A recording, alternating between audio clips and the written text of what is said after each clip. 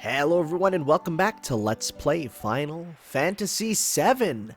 Between parts, I did the thing again that people say causes this Let's Play to stop, and let me tell you, it nearly did again, and that is, boy, I started up a new Final Fantasy game. I started playing, for those of you who didn't see the video when it first came out on the channel, Final Fantasy XIV, A Realm Reborn, not the original, because the original is not able to be played, which is, I guess, makes it a lost game.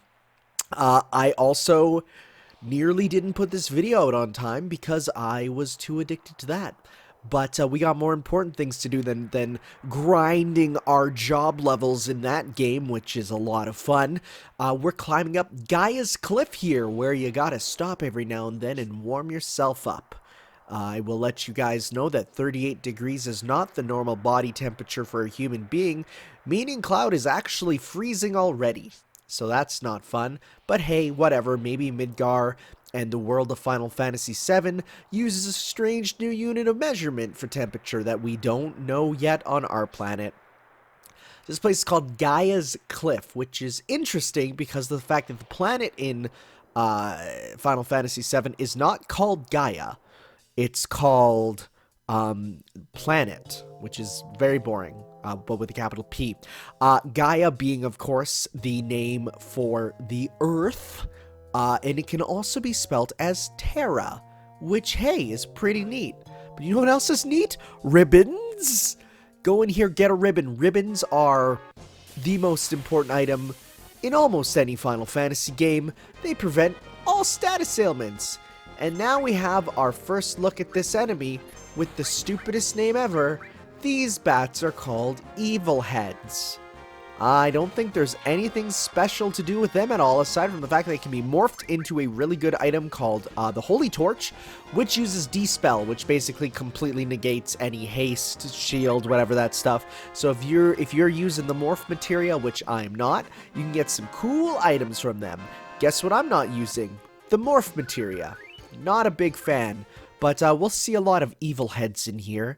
They are like Zubats, except you cannot get them, and they do not evolve into a actually pretty decent Pokemon, who evolve into a legitimately good Pokemon.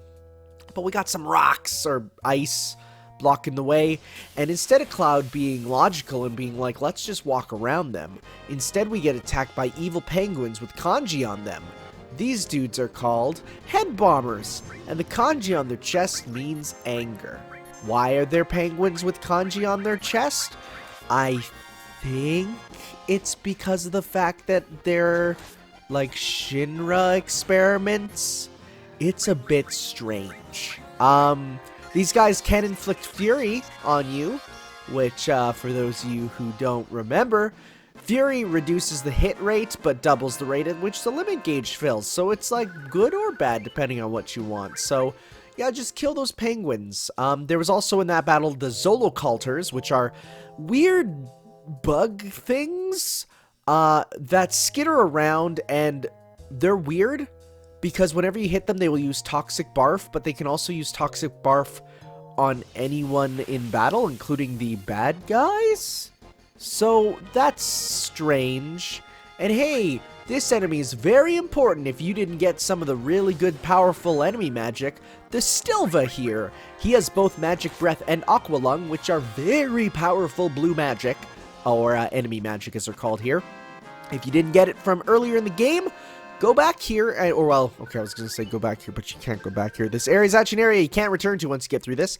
But go here on the way, and you can get it to use, it uses Magic Breath on its own, but it will never use Trine on its own. You have to use Manipulate on it, which is a bit of a shame, but hey, if you are like me and rocking this game with enemy magic, you will be able to get through it. Apparently, the Stilvas also appear in Final Fantasy IX, in which case they are much bigger and way more terrifying. I actually really like the colors in this game. The purple on the top of it and the yellow, it all looks really good, where the one in 9 looks similar, much more HD though. Man, the textures for Final Fantasy IX are buck wild compared to 7. But at the same time, it's like, I don't know, the colors this one look really good, but I'm excited to see this dude in HD. It's like, man, E3 is gonna be coming right around the corner, and I'm just so excited to see, what new things we get to see from this game, right? From the remake. That's why I started this Let's Play, was to see how it goes. And honestly, I'm just so excited. But I kept this battle in because it's a short one versus a rather cool enemy that I dispatched incredibly quickly the first time. We're gonna pop on some of these potions though, get ourselves healed up. So yes, to get that boulder gone, get those rocks gone, we have to go push a boulder. Because when in doubt in a video game, push a boulder. So we push this rock, and Cloud kicks the rock. You know, we make a big deal out of Chris Redfield pushing a rock over into a volcano. Cloud just kicked a boulder. Now, I would love to see the Death Battle crew get the stats on how powerful that kick is. Because it's kind of wild. You know what else is wild? Cloud is officially playable on a Nintendo platform. It's just weird to think about, honestly, that we finally reached the point where, remember when they were like, man, Final Fantasy VII, it'll never be on Nintendo because cartridges are too small. Now you could literally get it on a Switch cartridge. Not even a disc, but a cartridge. You can't actually get on a Switch cartridge. You can get the more advanced ones, though, so the point still stands. But it's wild, and I'm so happy we've reached this future. So this is actually my second time trying to record this video. The first time, I forgot to cut out battles. And by about the 14th here, I was like, this is not going well. There's not much to talk about when it's just the same there's not even really interesting enemies here. Just a lot of evil heads, a lot of those penguins with kanji on them. Why do the penguins have kanji on them? I kept this one in just because of the fact that we actually get to see kind of the Zoro altars in their actual habitat, and the best strategy to deal with them, which is just have Cloud burp on them, man. He uses the power of the scrubbing bubbles to scrub away the horrible infection of these monsters. So, yeah, as I was saying though, I've been playing Final Fantasy XIV. That was started on account of me wanting to know what the heck's gonna go on with the Nier raid and stuff. But for the most part, it just feels like everyone's playing it, and I needed to join in on that. So I'm not gonna do a bunch of videos on it. I did the one. I then since played 2 nights in a row, kind of on my own time, and let me tell you, as someone who puts a lot of effort into making pretty much a video for every game I play, and not being able to get some downtime, it was very much needed. I know some people might not be happy. There was a few things, like for example, they really wanted to watch me play the Trails of Trails of Cold Steel games, but like, what it just comes down to is, I don't have time to do a video on every game I play, because I don't know if you guys know this, but making videos on games is actually kind of tough. Like, when my job involves talking all day, the last thing I want to do is come home and talk all night, you know? I mean, I do that anyways, pretty much, but it's tiring. And especially at this time of the year, which is coming up to the end of school, I'm just usually exhausted. So, just sitting down and playing that, I'm not even playing it in a way that has me interacting with other people, really. I played a few multiplayer missions, and man, those are fun multiplayer missions. The guild hests, which I know will later on become the raids and stuff, but it's just fun. I enjoy it. But anyways, look at these big conspicuous holes. I wonder if there's a way to fill these holes in. I also wonder if there's a way to get that chest up there, which I spend a good while trying to shimmy around to try and get to, because I'm like, I want this item, and the background is actually unparsable for me. I cannot tell what's going on in the background. That's definitely one problem with this game, is that I'm like, I don't know what's happening in the background sometimes. But look at all these saves, which have saved me, haha, on the occasion where I went to go upload footage and my game was like, my footage was, or I went to use footage and the footage was busted. So what I end up doing is just, I go back and replay a section, which is annoying But at least by doing all those saves, I can do that. I have a friend who basically says he never, ever, ever reuses, like, uses multiple save files. He uses the one, and that makes me want to scream. You know what else makes me want to scream? Marlboros. Yo, these enemies, they're not scary in my eyes. I mean, in terms of design. But anyone who knows anything about bad breath, oh boy. Anyways, we got some tentacles. So Marlboros have an attack called Bad Breath, which is the worst thing ever. Which I'm actually trying to bait out of it, because I'm like, I know that I can get it as a as an enemy move, right? And Bad Breath, for those of you who don't know, also thanks for healing me. Putting on those ice healing things is really good. For those of you who don't know, Bad Breath gives you every status ailment, pretty much. Randomly, mind you. It is random. You actually don't get told which ones it is. It just happens, and then you're given like 3 or 4 of them, so you could get anything. And you'll get multiple, and this is a game where you can get more than one, and it's annoying. So I think Bad Breath only actually happens on... I'm trying to bait it out, right? But I actually think it happens... I have the list up here. It says here, Bad Breath happens with an increased chance at 50% HP. So it's still something it may use, but you want to try and kind of bait it out of it. So I'm gonna try and wait. That one pause cut there was me looking, going, oh man, is this even the one that we get it from? But it does use it eventually. And Bad Breath is usable on, it goes on everyone. And yeah, so if we look in Final Fantasy VII here, it casts all at once: Poison, Confuse, Sleep, Silence, Frog, and Small. Now it will only use it 3 times in a battle, which is tough. If you don't learn it here, you can only learn it again in the final dungeon, which is not good. But yeah, it doesn't work much on bosses, so it's not like you can use it to kind of cheese that. But it's wild to have an attack that's just, I'm just gonna do everything to you. Which I really want, because it's such a rare kind of power, right? I mean, it is at the end of the day kind of one that you get for prestige more than anything. You get it for, and I really want this power, and I'm really just like, hit me! Because of course I think I use it once in the entire, game, which is, annoying. You know what's not annoying? And I love doing that transition. I absolutely love the fast forward feature. It's just the best. So Demi here, though, might be useful because it does remove a set amount. Oh, just kidding. He's immune to Demi. There it is. So Bad Breath here.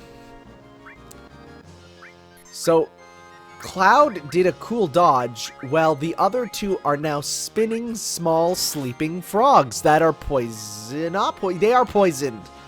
So that's fun. And there's at this moment I'm like, oh, that's not good. But we did it.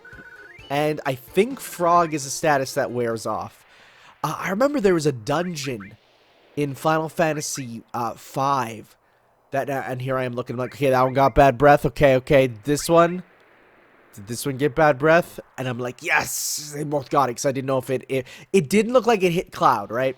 But it did. He got it. There was a dungeon where he actually had to cast, I think it was either Frog, or they also had Pig in that one. And you had to cast it on yourself to get in, which I thought was neat. But then at the same time, as a kid, I was playing Final Fantasy V, and I'm like, I don't even know how to get rid of that effect. And I learned, oh, you cast it on yourself again.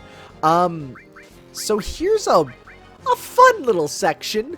We have these icicles that are in the background. These icicles are technically enemies that you fight with 4 evil heads. So if you defeat it before the evil heads, the battle will end automatically, and you won't get anything. But the whole goal is to not have it drop Icicle on you. That's not good. That does damage. But you're trying to actually break the Icicle, and when you break the Icicle, it will do stuff. So the Icicle will not attack unless you attack it, and when you attack it, it has a 1 in 2 chance of doing other stuff. Now, if you use Gravity, it is actually super effective against it. Because, of course, think about it, you're using Gravity, right? So especially Demi 2 or Laser, which is the strongest Gravity, will just cut it in, it will just bring it down, right? Like, that's kind of brilliant. This is also, if you count this as an enemy death, the longest enemy death animation in the game. Because it goes, it goes, it goes. We zoom in, we can't see anything. Thank you, camera. And we get it to fall. Man, what? And so you get the choice to jump down, but it's like, why would you do that when you can get them all and get all the items? I love how Japanese video games have these giant icicles that you can just, like, do stuff with, right? You don't get to... I feel like this is because it reminds me of Sonic Adventure, right? And seeing those ones. But during this time, I'm like, you know what? Let's do some summons. I haven't seen some summons in a while. And here we have a Freet, or Ifrit, or however you say it. Using some fire. Fire raises the land with hellfire. What a cool word. See, Icicle drop, that's where you hit it, and Cloud's like, ow, ow, ice hurts. Actually, ice dropping here is a serious problem. There are warnings on buildings here that are like, if you get hit by ice, you cannot sue us because you were walking here. Really, because there's been stories of a lady, like ladies, it's always ladies, it's never dudes, but like people walking outside, ice slides off the roof into their head, and they die. I'm not even joking. The ice slides down, and whoop, you're dead. Canada is a PvP zone. Though it's a very different PvP zone than, say, Australia, right? Australia, it's like it's PvP because everything wants to kill you. Canada's PvP because it's just easy to die. But, yeah, we got to get rid of these 4 icicles. As far as I'm aware, it's not like these dudes kind of, you know, have any special inherent things. I don't even think they have, like, looking at the stats of this enemy, like, nothing to steal, nothing to drop, nothing to morph. Its stats are, like, nothing. It does absorb ice and is weak to fire and earth. It absorbs restoration, which I think most things do. But hey, it's Alexander. We haven't seen him yet. What a dope summon. I've just learned that apparently punch is an element. Okay, spoilers, I have the wiki open. Okay, so the elements of Final Fantasy VII are as follows. Fire, ice, lightning, earth, wind, water, poison, holy, gravity, restore. Okay, those all make sense, right? But then we have cut, which is for blades and slashing. Hit, which is for blunt force trauma with Aerith. Woohoo, you nearly got me. Ketchy, and all but one of Red 13's weapons. Most of Tifa's weapons, including all of her gloves, 2 of Barrett's weapons, and 1 of Sid's. So meaning that Tifa does not deal punch damage. Punch means pierce. So Tifa's claw weapon does punch, but her punching does hit. Does that make sense? Nope. That's wild. Apparently punch... It says physical damage types generally have no enemies which are weak or resist them, but punch type things have some enemies that are automatically hit with no chance to evade. So again, wild. Then we have shoot, which is not for... Okay, so primary type of Barrett, 1 of Red 13's has it, most of Vincent and Yuffie have it. So shoot and long range make it useful for back row stuff and hitting out of range enemies. There's also shout for sonic attacks, which is like Cloud's blade beam is a shout attack. Yeah, right? Weird. The bonus boss Ruby weapon, spoilers, there's weapons in this game, Ruby Ray does it. Despite Ketchy using megaphones, he does not deal this type of damage. Wild. There is apparently a 10th hidden element as well. It says here, later versions reassigned the elements for... So in the original Japanese one, a lot more did. The ones that do, though, still use it are Ultima Weapon's Strongest Attack and Aerith's Limit Breaks. It's crazy. And then there's also Confused, Sleep, and Death, which are technically not elements, but they're used there.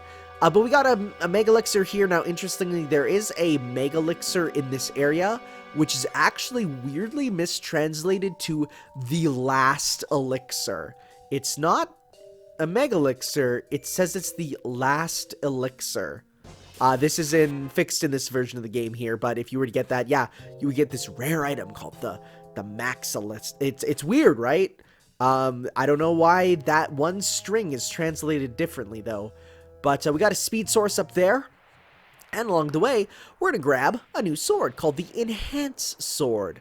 So you get a lot of materia slots, but it's not very good. So I'm going to stick with organics, even though it looks dumb and is named dumb. But that's neither here nor there. We're climbing up this side of the mountain this time to find ourselves fighting an enemy that I cut away from. There are actually, when we get to the next area, a rare encounter, which I do end up showing off. So you'll see that in a second here. So we're climbing down here. And we are going to climb up the mountain. One more time. Again, this reminds me a bit of, there is a Mega Man X or Zero stage that uses a similar mechanic here. So, interesting. I guess a little bit of trivia to talk about here is in the Gaia's Cliff, there's a purely screenshot that shows an area that's like not in the game at all anymore, which is always fun. I love dummied out content. I especially love when they take the dummied out content and bring it back, because boy, hearing the stuff of it, like, I don't care, and this is gonna rustle some willies, let's say. I don't care about SpongeBob Battle for Bikini Bottom. I think it's a very mediocre game, which I know some people will hate me for. But the fact that the new HD version is apparently also cloudy, okay, but there you go, is restoring a bunch of cut content. I love it. It's just, it makes you go, we're getting the, a truer vision of what we wanted. So that's really cool. This is also an area, though, where you can get a very weird sort of glitch called the Inescapable Battles Glitch, and you get it in the next area. So it's basically, if you try and escape from a battle in a room where a boss is, you are not able to escape from the battle because of the fact that, well, the boss is it's in a room where you're not supposed to be able to escape, right? So if you're there and you're like, I'm gonna try and escape from this random encounter in the same room as the boss, you can try, but it won't let you because you're in the same area as a boss, right? This can only happen in 4 areas of the game. This is one of the few, I think this is the 3rd one at this point, but we heard a weird sound, and there's something kind of flopping about. What is that? That looked like a weird person in a robe. I wonder what that's about. I was actually very confused the first time when I saw that scene. I'm like, what does it mean? And it is kind of cool, like, this battle, this looked like it was kind of done, like, the first-person perspective. So this is Schizo. It is a boss that is fully elemental-based. So he does, each head and the body all do different weaknesses. So the right head, you're going to want to use, you don't want to use fire on it. And the right head, or sorry, the right head you don't want to use fire on it. The left head you don't want to use ice on it. And in general, you want to just kind of try to use more neutrally elemental stuff, such as in this case, Bahamut, who is real cool. It also recommends here Leviathan and Alexander. I don't think we have Leviathan at this point, do we? I actually don't think we do. Where do you get Leviathan? No, we do, yes. We do. Oh, no, we don't yet. Or do we? I don't think so. Anyways, so it's a weird looking boss, but I kind of like it. We got Gunge Lance, which is supposed to be Gungnir, but oh well. you can't expect translators to know Norse mythology, even though part of their job back in the day would have been researching it. I think you can get Zentetsuken on certain bosses, but I don't know about this one because it is technically 3 enemies. Now he does use magic points, so if you end up draining Schizo's MP, then he'll just be like, oh, well, I guess I can't attack. Which is kind of cool. I love enemies that do that. I don't think they share an MP pool, though, so you have to do it for all them. There is actually art of Schizo in kind of HD for Mobius Final Fantasy, which is a kind of Final Fantasy mobile game, which, weirdly enough, is, I think, the only Final Fantasy game to do a crossover with the Final Fantasy VII remake. But this was way, way early on. Like, I'm talking, this is like when it was announced. So this is years ago at this point. So yeah, it did have a collab with the Final Fantasy VII remake, despite the fact that then there was years of silence, and now it's out of date. So that's kind of crazy. So his name is actually not very good. It's Schizo, right? Or Schizo, rather, because it's kind of playing on schizophrenia with, like, the 2 heads and multiple personality disorder.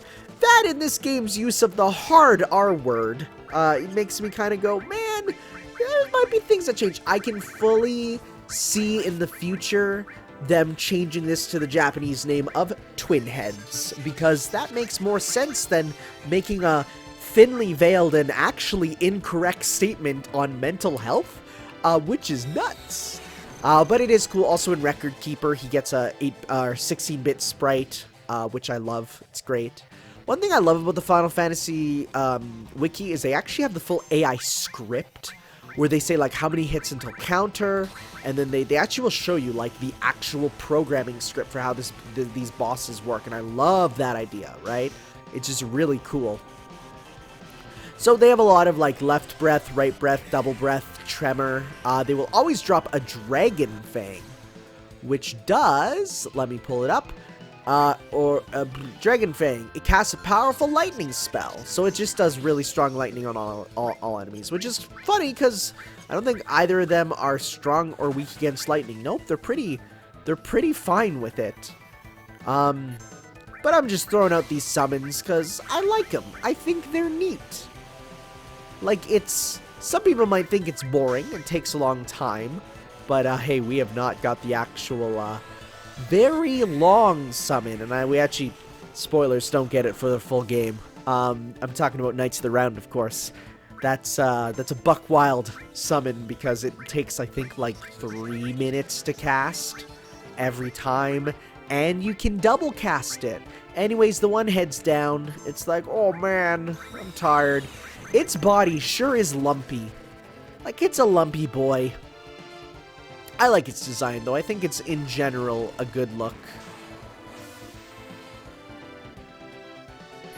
And, yeah, as usual, Big Guard is quite useful. We're also using Comet here, which, again, is kind of like this game's version of Meteor, which you can't really use for the sake of Meteor is a very important skill. And he tries to attack you on the way out, but thankfully, through the power of anime, we endure it. And thankfully, also through the power of, hey, good luck. Right behind us is a healing font, so we're gonna go do that. And my party member is just like, yeah, it's fine, we fought a 2-headed dragon, what of it, who cares? We're gonna go, and we're gonna get that beautiful, beautiful heal juice. But uh-oh, along the way, we get an encounter with that one enemy I said is kind of a rare encounter a little bit.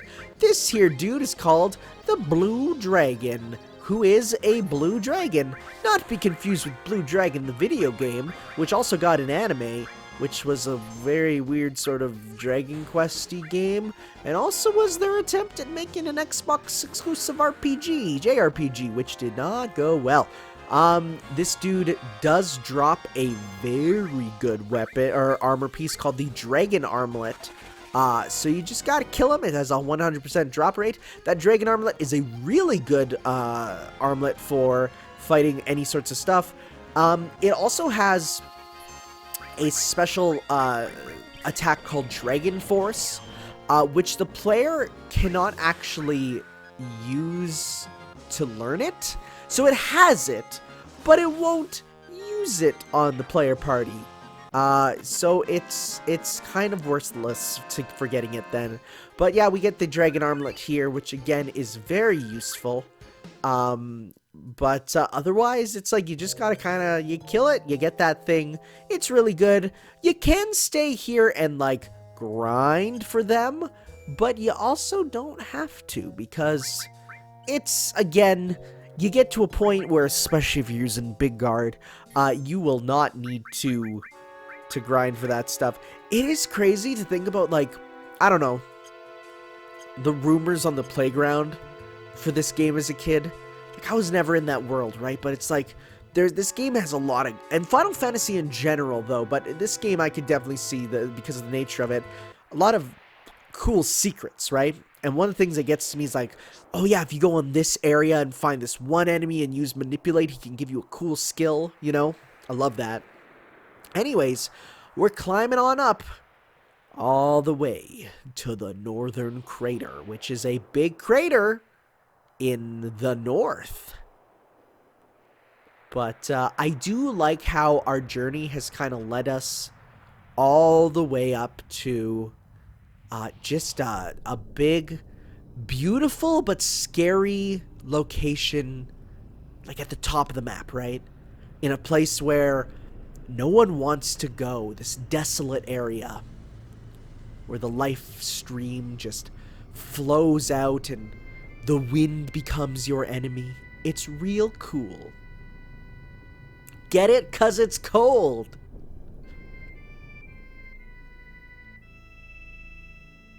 So yeah, we can walk on in. And this shot is so good. Like, it's just, I love this shot of going down the crater. It's just something about it looks so good. And yeah, all we know is that something fell out of the sky and made this. But we don't know what. What's going on with it, right? So we're trying to stop Sephiroth from using the energy of essentially the planet's blood cells or platelets, you know? Trying to stop that from happening. So we climb on down here, and it sure would suck if some giant purple man decided to attack us. Oh no! It's the Grape Giant! So this dude is a Gigas, or Gygus, or however you want to say it. He is a large man who animates in a very strange, almost claymation manner. Weirdly enough, Gygus doesn't appear in the official strategy guide for this game at all. And there's actually zero mention of him and the items he brings. He also has an attack called Moon Wars, which is so cool. You can steal a Gigas Armlet from him, which is, you have a 33 and 64 chance, and he drops an Earth Mallet, which, does what? Because I don't think I get it. Inflicts Quake 3 on everyone, so that's pretty cool. But yeah, he does an attack called Moon Wars, which is kind of the dopest name for an attack ever, but it's just a physical, like, that's an attack that you hear, and you're like, oh no, he can do Moon Wars? And then you fight him, and you're like, one, oh, this is not a problem. And then two, you're like, this is, like, he's easy, right? He does mostly non-elemental stuff. He does drop the rare Earth Mallet, as I was talking about, but it's fine. He's cool. Gygus in general, and you can even go on to the wiki and look up Nomura's art of it, but anyways, there's more of these Black Cloak people. Nomura's art is great. He also has kanji on his shoulder in the original art, which again kind of goes to credence of, are these, you know, experiments? Because as we're gonna see right away, there's a lot of experiments going around here. So we gotta go and find that big dumb face Sephiroth. This area, it's like, it looks like you're walking on like clouds, which is ironic because it's cloud. And oh, what's happening with this guy? Oh, there he goes. Sayonara. He's gone. Anyways, Neo Bahamut, just chilling right there. The better version of Bahamut. You can actually have both Bahamut and Neo Bahamut. And lo and behold, there's a third Bahamut as well, which is real cool. Neo Bahamut is, I think, the one that's in Smash Bros. There, the one that renders the background asunder. So that's pretty cool. Thank you all for watching, though, and next time we're going to make our way through the Whirlwind Maze. Ciao, guys.